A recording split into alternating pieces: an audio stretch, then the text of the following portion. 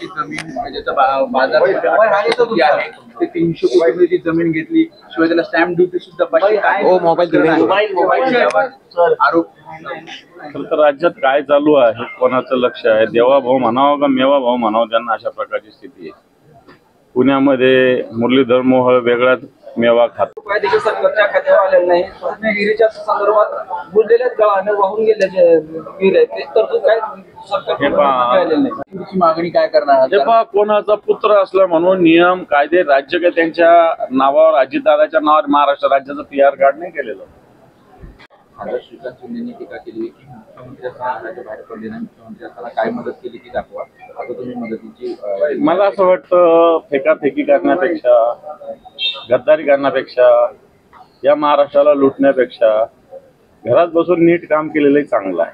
सरकारचे नियम होते त्यामध्ये अग्रिम जर नुकसान झाली तर 50% अग्रिम रक्कम मिळण्याची सोय होती, परंतु ते चारीच्या चारी त्यांनी नियम पाळले.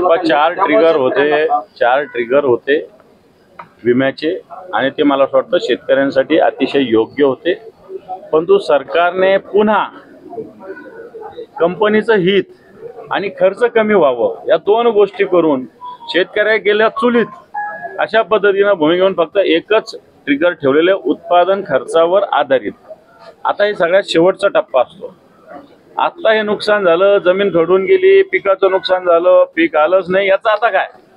आधी काहीतरी नैसर्गिक आपत्तीनंतर मिळायचं, अग्रिम मिळायचं, अनेक 4 ट्रिगर होते. परंतु सरकार मला असं वाटतं शेतकऱ्याच्या हिताचं नाही, हेच आम्ही सांगतो या दौऱ्याच्या निमित्तानं.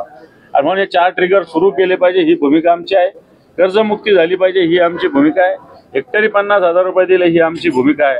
आणि सरकार या भूमिकेवर ऐकायला तयार नाही. उलट सरकार शेतकऱ्यांच्या या भावनांचा अपमान करतं असं आम्हाला वाटतं. Thank you sir. काम केलेलं नाहीये, सगळ्या व्यवहार हे नियमाप्रमाणे आहे.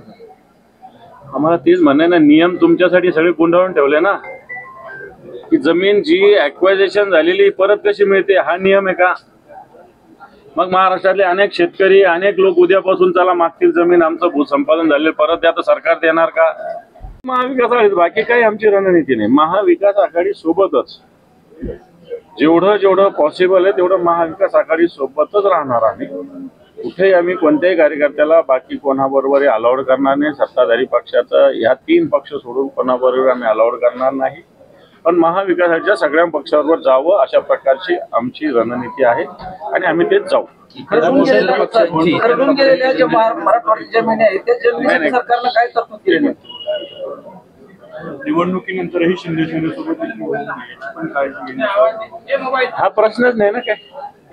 असं काही शिंदेच्या सेनेबरोबर जाण्याचा कधीच प्रश्न निर्माण होणार नाही आमचा. त्याच्यापेक्षा आम्ही बाजूला बसू, परंतु शिंदेच्या सेनेसोबत जाण्याचा कोणताही प्रश्न निर्माण होणार नाही. इतर पक्षांकडून देखील तयारी केली जाते, विशेषतः काँग्रेसकडून ठाण्यामध्ये गणेश नाईक यांच्यावरती प्रभारी म्हणून जबाबदारी. सर, आपण मराठवाड्याच्या दौऱ्यावर राहू, मुंबईचे प्रश्नही विचारतात, मूळ प्रश्न इथं बघा ह्याचं काय.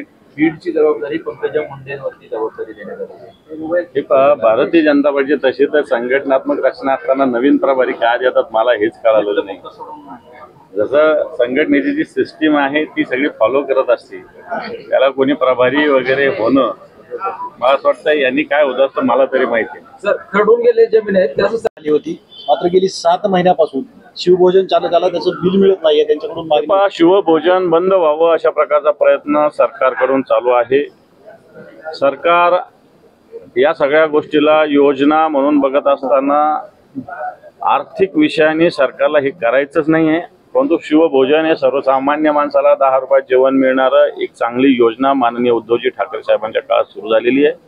शिवभोजनचे सगळे संचालक आम्हाला वारंवार भेटतात आणि येणार काळात या सगळ्या शिवभोजन चालवणाऱ्या लोकांचं एक आंदोलन तीव्र आम्हाला करावं लागेल आणि यांना न्याय देण्याची भूमिका आमची राहील. संदर्भात सर आपल्या म्हणणं ऐकलं जाणार आहे. धाराशिव, लातूर, बीड काय नेमकं म्हणणं आहे, कशा प्रकारे रणनीती असेल आपल्याला? कसं आहे, माननीय उद्धवजी ठाकरे साहेब पक्षप्रमुख आहे. खरं तर हे खालचं काम करणं आमचं जबाबदारी आहे. परंतु असं असताना मान्य पक्षप्रमुखासमोर सुद्धा काही बाबी सुस्पष्ट येणं आवश्यक असतं. मग काल आम्ही लातूर, धाराशिव आणि बीड जिल्ह्याच्या सर्व राज्य सगळ्यात आधी संघटनात्मक आणि नंतर राजकीय विषयाचा आढावा घेतलेला आहे. शिवसेनेनं कशा पद्धतीनं लढायचं, कुठं लढायचं, कोणत्या नगरपालिका टार्गेट करायच्या याची रणनीती शिवसेना पक्ष माननीय उद्धवजींच्या नेतृत्वाखाली महाविकास आघाडी सोबतच राहावं असं काही केले आहे. अजित पवार यांच्या राजीनाम्याची मागणी करत आहे. अजून ह्या प्रकरणाचं डिटेलमध्ये जावं लागेल. पण जर अजितदादाचा राजकीय वापर राजकीय हे केला असेल तर मला असं वाटतं अजितदादासारखी व्यक्ती फार नाकानं कांदे सोलते ना, त्यांना याचं उत्तर द्यावं लागेल. आजचा मराठवाड्याचा दुसरा दिवस आहे.